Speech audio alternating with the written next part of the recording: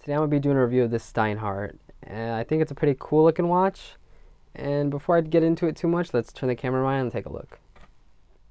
Before we get too deep into the watch, let's take some dimensions. Let's get this caliper, zero it out. There we go.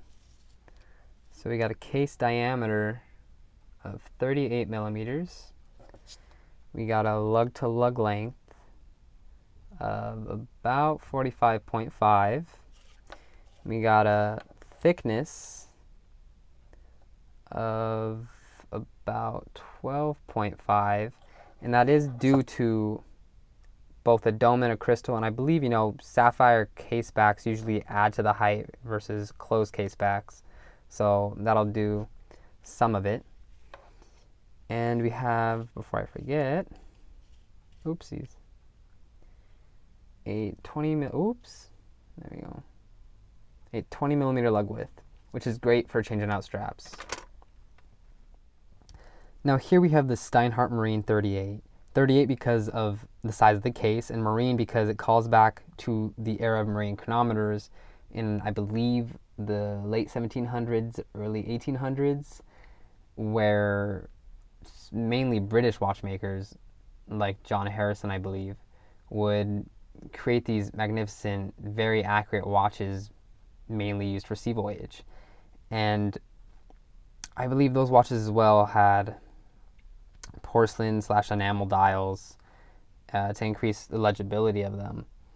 And this mimics that. This isn't a porcelain dial, this is an enamel dial. It's just very white, reminiscent of a kind of porcelain dial. And it has the black numerals for contrast. Now, since we're talking about the dial, let's bring it up a little closer. We see under the 12 o'clock, we have the Steinhart logo, and that is applied. We have Arabic style numerals going around. Very legible, very nicely done, crisp lines around them. No error in printing there, very good attention to detail. We have a railroad track going around the outside. A nice symmetrical 6 o'clock date wheel, which just happens to be on 6, so very fortuitous for today. We got some, as you can see there, at some angles, the hands blue. They are not heat blued. I believe it's just painted blue, but even then, it's not like cheaply applied, and most of the times they appear black, so it matches with the numerals, but when the blue does come out on certain angles or in certain sun situations, it is nice to see. And again, we have this porcelain type, very, very white dial. We have the spade hands, and they're called that mainly because that hour hand looks very much so like a spade. And yeah, I think that really adds to the classical design that is just kind of bearing it back, like itself back to. Really dig those hands. Just something you really don't see a lot these days. Moving on to the cases, you can see we have a polished bezel, which I think really draws your attention into the dial, which is good because it is a very nice, clean, legible dial. But the rest of the case is brushed. It is nicely brushed. I don't know if you can pick up the detail here. There we go. It's actually nicely radial brushed along those lugs. So there's a nice attention to detail there. And then for the case sides, we just have brush sides, a nice kind of fake gemmed crown, which, I mean, it could be seen as a little tacky, but I think the blue plays in well with the slight blues you get from the hands. So that's kind of nice, at least in my opinion. So brush sides, we have a blue rotor, so, a lot of blue going on here, housing the ETA 2824-2, as we can see there.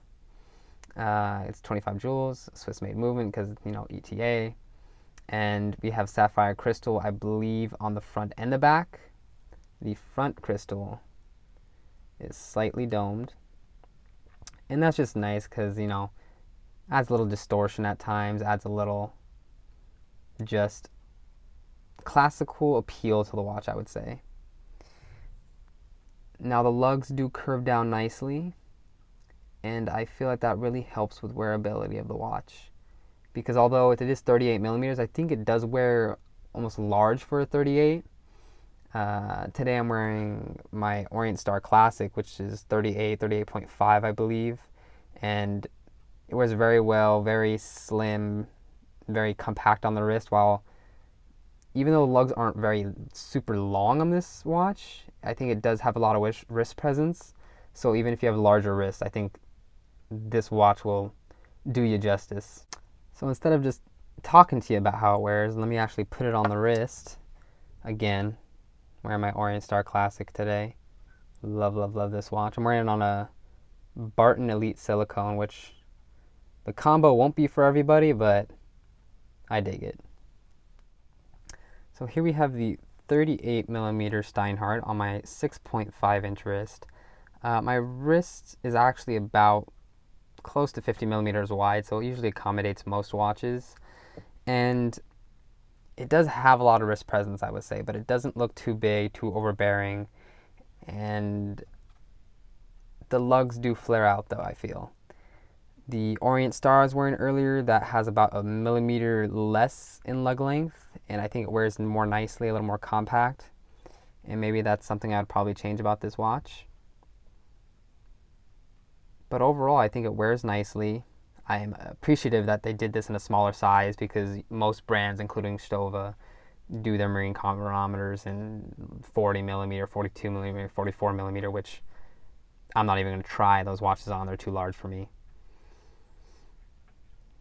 But I think this is a good place to go over my pros and cons. Now, pros, I think, while again, this isn't really an original Steinhart design, because Steinhart doesn't have the heritage or the history to say that we once made chronometer type watches, marine chronometers.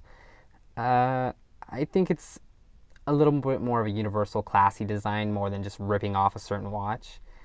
I think Steinhart did it well. They've come in at a price point at around, as these are discontinued, you can usually find them at $400 or less. And I think for that price, you get the ETA movement, you get sapphire crystal, you get a modest case size, you get fun, playful hands, 20 millimeter lugs, which are nice to change out.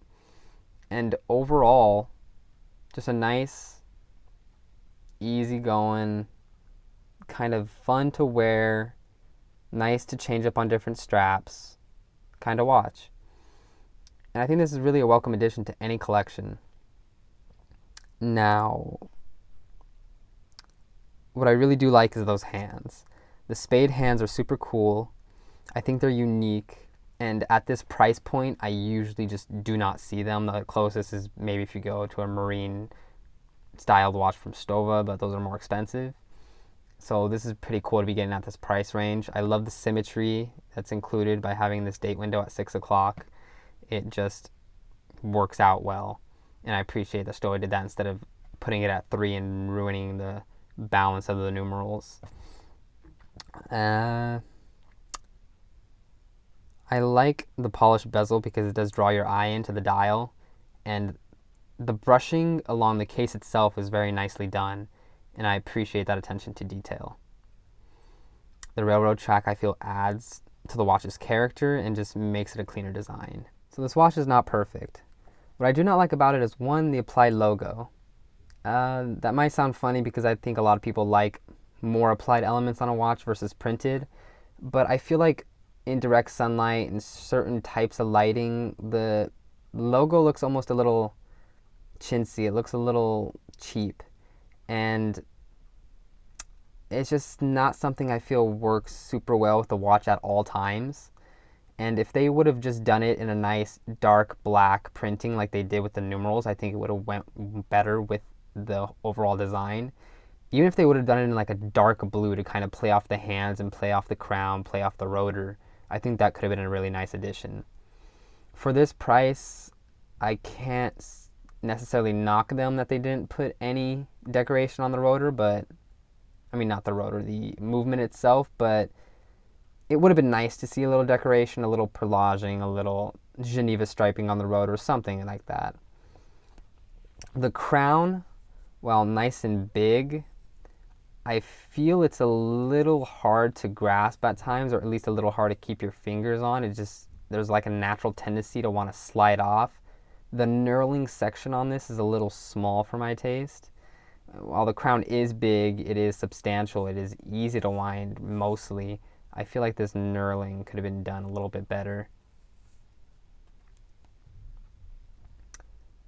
But other than that, I really don't have a lot of criticism with the watch. If we actually bring in the strap it came with, it actually came with a brown strap, but this is another Steinhart strap that the watch came with from the person I bought it with.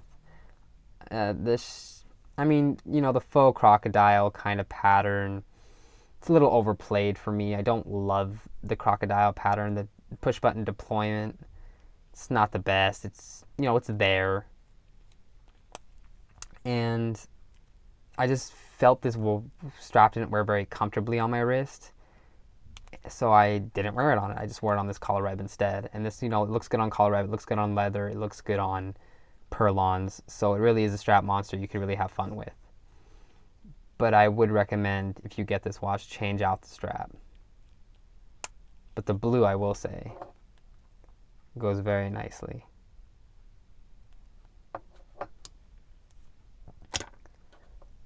Overall, I think this is a great little watch for the price. It's a watch you don't see every day. It's a Steinhart that doesn't get a lot of love. Steinhart as a brand doesn't get a super amount of love, I feel like.